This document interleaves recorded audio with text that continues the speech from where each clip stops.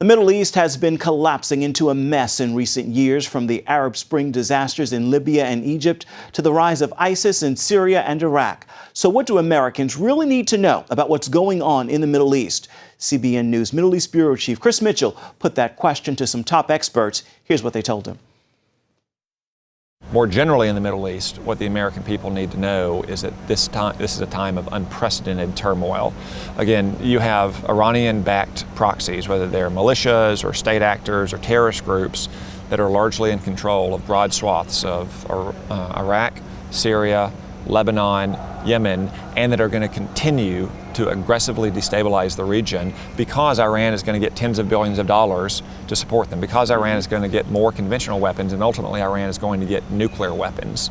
That is all going to happen in almost the first day of this deal.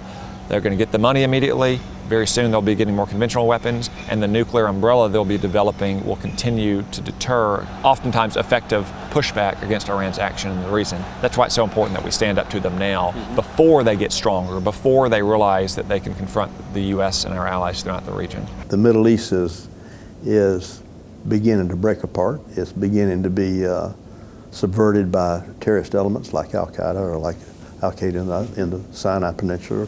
There's no coherent U.S. policy for how you deal with the Middle East. We don't recognize the realities of the Middle East, especially in Syria and Iraq, and we're running the gamut of nuclear proliferation.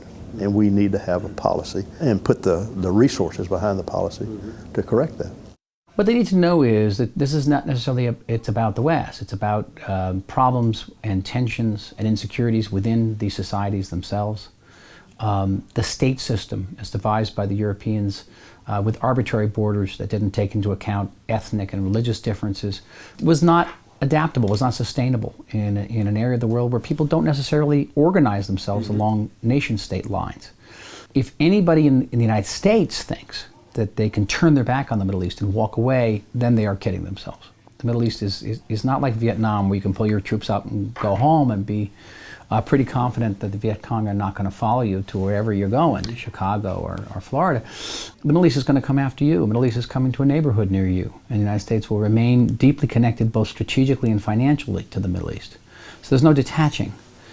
If the United States wants to be a player in this region, a player diplomatically, it has to be a player militarily as well.